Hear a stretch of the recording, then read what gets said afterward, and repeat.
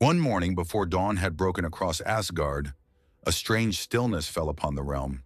No thunder, no lightning, no echoing roar from the halls of Thor. Even the wind seemed uneasy. When Thor finally stirred from his rest, he reached for his hammer, Mjölnir, the weapon forged by dwarves, the protector of gods and men alike. But his hand met only empty air. The hammer was gone. A silence colder than frost settled over Thor's heart.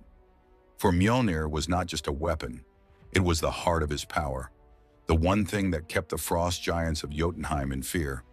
Without it, Asgard was vulnerable. Thor stormed through the shining halls, his voice booming across Asgard like thunder without rain. Who among the gods has taken my hammer? But none dared answer. Not even Odin, seated upon his throne, could sense its presence.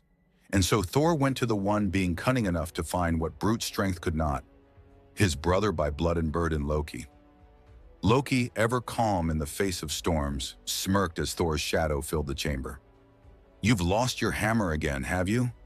Tell me, brother, do you misplace it as often as your temper?"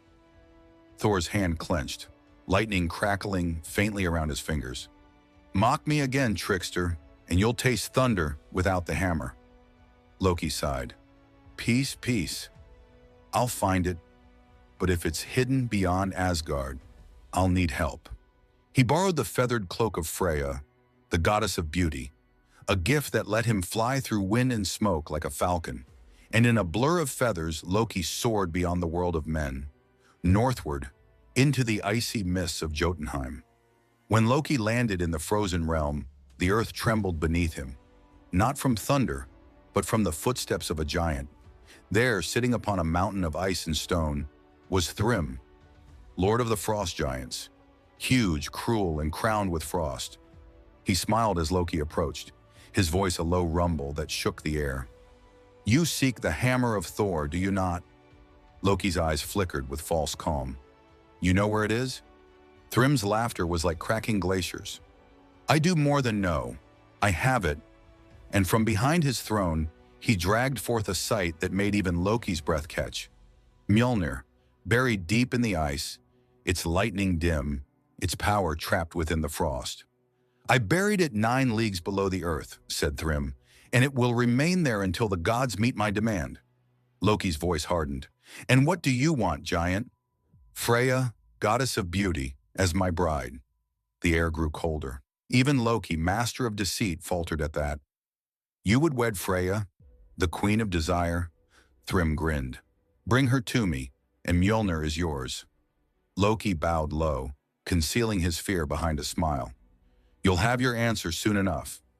When Loki returned to Asgard, he found Freyja in her golden hall, sunlight dancing in her amber hair. But before he could speak, she turned, and her eyes, bright and sharp, pinned him in place. "What have you done, Loki?" He bowed dramatically. "Nothing yet, but I may need your hand in marriage." Her expression froze. "What?" Loki raised his hands quickly. "Not for me, for Thrym, the giant who stole Mjölnir." The hall erupted in laughter, but Freyja's fury silenced it with a single glare. "I will not go to Jotunheim as a bride." Her necklace Brisingamen shimmered as her anger rose, and the very walls of Asgard trembled. Loki turned to Odin. "Well, there goes plan A, then to Thor. Unless we make a few adjustments." Thor frowned. "What are you saying?" And Loki smiled. That dangerous smile that meant madness and genius in equal measure. "We'll send you instead." Thor's thunderous voice shook the room. "I will not wear a bridal veil." "You will if you want your hammer back," Loki replied calmly. "Besides, with the right dress and a little charm, who could tell the difference?"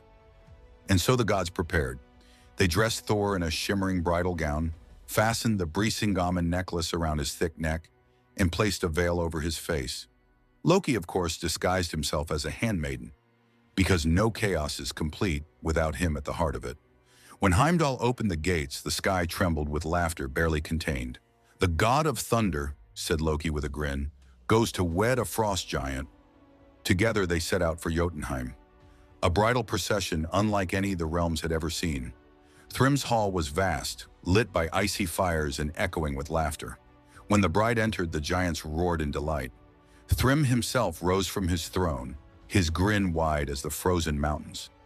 "Ah, my sweet Freyja, how radiant you are." Thor's massive frame shook slightly beneath the gown. Loki whispered, "Smile, or we all die." At the feast, Thor devoured an entire ox, ate salmon, and all the meat in sight. Thrym blinked.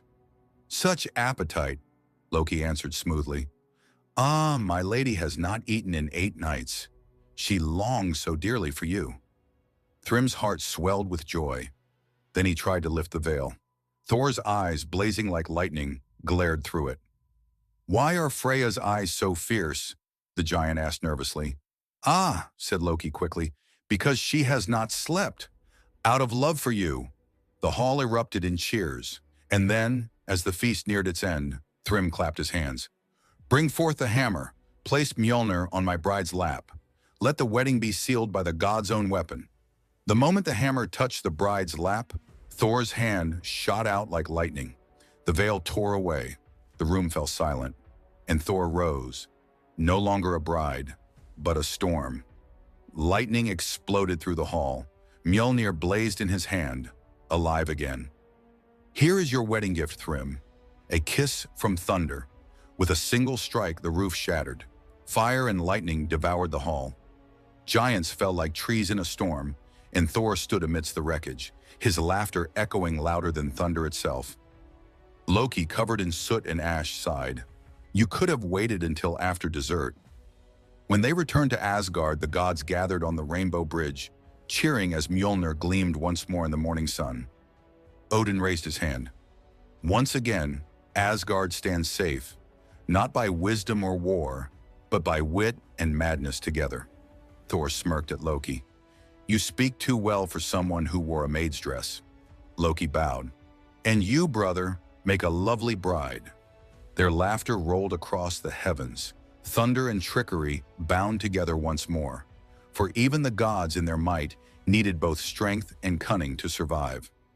And so Mjölnir returned, the hammer of storms, the weapon of protection, the symbol of order in a world of chaos. But deep within the halls of Asgard, Loki smiled in silence. For every victory, he knew, comes with a price still waiting to be paid. The gods may laugh today, but the storm of fate still waits beyond the horizon. If you love Norse stories told through myth and cinema, like, subscribe, and return next time for another tale from Mythoria, where gods and monsters still walk the wind.